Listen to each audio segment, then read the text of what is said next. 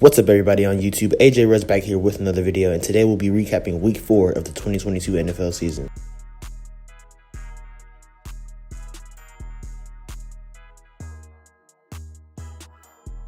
So let's go on and get into it. There are a lot of interesting matchups from this past week, including the Monday Night Football game, the most recent game between the San Francisco 49ers and the Los Angeles Rams. I say interesting because the Rams have looked very lackluster so far this season. Throughout 4 games, they are 2-2, so at 500. But in week 1, they got blew out against the Bills, and I thought that could have been a potential Super Bowl matchup, but the Rams have not performed well at all. The 49ers defense was able to take advantage of Matthew Stafford. They sacked him a total of 7 times in the game and had 2 turnovers, including a fumble at the end of the game, which pretty much sealed the win 24-9. Switching gears to Sunday night's game between the Chiefs and the Buccaneers, where the Chiefs really dominated in my opinion. The final score was 41-31, but it really never felt that close. The Chiefs started off hot from the beginning. They scored in bunches, and the Chiefs really look like they're a Super Bowl contender, of course, like usual. They lost against the Colts in week 3, which I think was just one of those bizarre games, but now the Chiefs look tough. And the Buccaneers, they were able to score more in this game, but their offense is really still a concern in my opinion. I mean, they struggled against the Saints in the week before, and they struggled against the Cowboys even in week 1. Like, they were struggling to score heavily. They only had 1 touchdown against the Cowboys, I remember, from that game. So we're just going to see how things unfold with them. I mean, the Buccaneers defense, I mean, they're dominant. I mean, obviously not against the Chiefs because, I mean, the Chiefs, I mean, they're different. So, but the Buccaneers, we'll just see what happens with them and what transpires. But I believe that they'll get things together. It's week 4, so there's a lot of time. Now talking about another game, we can talk about the AFC West, a divisional matchup between the Las Vegas Raiders and the Denver Broncos. The Raiders were finally able to grab their first win of the season after struggling heavily in the first 3 weeks, starting off 0-3. And really, I think that they need to just come with it. They need to go on a winning streak to catch up in the division because, like I said, really all 4 teams before the season were looked as teams that could potentially make the playoffs. I mean, obviously, usually not all 4 teams make the playoffs in one division, so one is going to be the odd man out, and it looked like it might be the Raiders still. So if they're going to come with it, they got to go on a huge winning streak. The Broncos, they've looked very questionable as well, you know, head coaching issues with Nathaniel Hackett, rookie head coach, so we'll see how that goes. The Chargers and Chiefs, I mean, they certainly look like they'll be in the playoffs for sure because, you know, Justin Herbert, Patrick Mahomes, so we'll see how things go with the Raiders. An exciting matchup took place between potential 2 MVP candidates in Josh Allen and Lamar Jackson with the Buffalo Bills and the Baltimore Ravens. That ended up being a very close game, and that also went to overtime, and the Bills won 23-20. And there was a lot of, you know, controversy behind John Harbaugh not kicking a field goal with the Ravens instead of going for it, where Lamar threw a interception in the 4th quarter. So those things were very controversial, but I feel like the Ravens, they'll still be straight. The major issue with them is their defense and their secondary in particular. So I think that the Ravens, they'll be straight as long as Lamar Jackson, you know, continues to ball out, obviously shows his elite athleticism, but also continues to show his playmaking, because I mean his playmaking ability and his throwing is very underrated. People talk about him as an athlete, but he's getting better each and every year that he's been in the league. So I think that the Ravens will be fine, and the Bills, they continue to look great. In my opinion, right now the best team in the league, for sure the Super Bowl favorites. So that was a good matchup. The Green Bay Packers played against the New England Patriots this past Sunday afternoon, and the Packers won that game 27-24. Obviously the Patriots were without their second-year quarterback Mac Jones, so they were, you know, to a deficit for sure. But I mean, they still battled and played hard. Like I said, it was a 3-point game. Bill Belichick is always going to have great defensive schemes for his players. So that was a good matchup. And it seems like the Packers, their wide receivers, their young wide receiver core, of course, not having Devontae Adams anymore, they're starting to mesh with Aaron Rodgers. So I think that the Packers, they'll be straight, get up to the NFC. Obviously, the NFC isn't as stacked as the AFC. So really, the NFC, the top for the number 1 spot right now is the Eagles.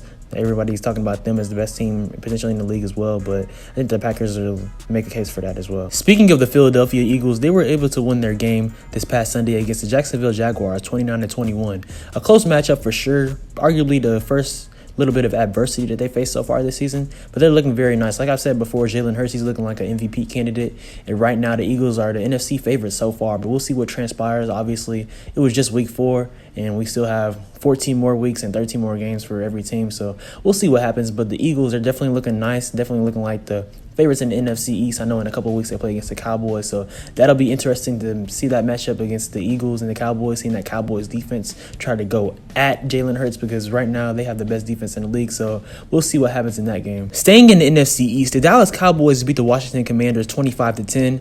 The Dallas Cowboys defense obviously looked great again, like I mentioned before, arguably the number 1 defense in the league, just going at Carson Wentz. You could really see that happening before the game even took place. I mean, Carson Wentz and just the Washington Commanders in general, like when the Cowboys even played against the Washington Commanders last year, They literally abused Taylor Heineke in both matchups, so you could just see that brewing for Carson Wentz. And Cooper Rush, he continues to manage the game very well, arguably being the best backup quarterback, in the league. And I feel like if he continues to play this great without Dak until he comes back, I feel like Cooper Rush is going to not be a backup, at least on the Cowboys next year, because, I mean, he's outplayed a backup role so far. Here's a couple games we can just speed through real quick. The Los Angeles Chargers beat the Houston Texans 34-24. Obviously, the Chargers, we know that they're a great team. Obviously, expect them to be a playoff team. And the Texans, I mean, they are who they are, exactly who we expect them to be. So, nothing really too much to be said about that matchup. And then the Arizona Cardinals beat the Carolina Panthers 26-16. Like I said in that matchup, same thing. The Cardinals, they're a better team overall. The Panthers, I mean, they're pretty mid. I mean, they have Baker Mayfield, which obviously I don't think he's that bad, but I mean, they aren't going to be all that this year. I don't expect them to make the playoffs. So those are just two games we can just get out the way. The Tennessee Titans beat the Indianapolis Colts 24-17. Two AFC South teams. Not really too competitive with that division right now. So we'll see what happens. Right now, the Jaguars seem like they could win the division, but that's crazy to say, but we'll see what happens there. And the New York Giants beat the Chicago Bears 20-12. The New York Giants have a 3-1 record, so they're looking very solid right now. Obviously, they got beat by the Cowboys last week, but hey, anything's possible. You can only play against who's in front of you, so you can say that their competition hasn't been all that, but I mean, they are 3-1. In London, the Minnesota Vikings beat the New Orleans Saints 28-25. The Vikings are looking sneaky good right now, man. Justin Jefferson, obviously one of the best receivers in the league. Top 3 in my opinion, top 5 for sure, undoubtedly.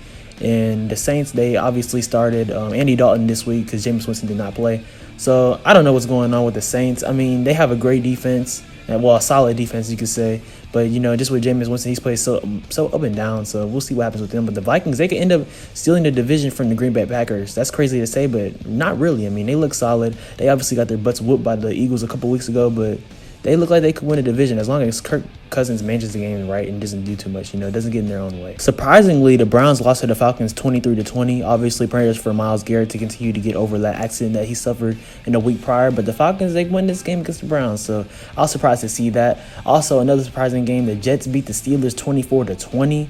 The Jets are not that bad anymore, guys. It might be crazy to say, but hey, Zach Wilson returned for his first game after being injured earlier this preseason. So that's interesting to see. And obviously on the Steelers side as well, Mitchell Trubisky was benched for first-round pick Kenny Pickett. I think that they're going to continue to start Kenny Pickett because you might as well. I mean, you draft him, and once you make that switch, you can't go back. So I think he's going to be a good quarterback for them, obviously, post-Ben Roethlisberger era. So I think that's going to be interesting to see. The Steelers, I think they still have a great defense.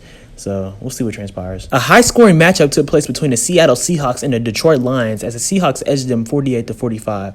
And Geno Smith has looked very competent so far, looked very solid as a Seahawks quarterback. Like he said in the Week 1 matchup against the Broncos, they wrote him off, but he did not write back.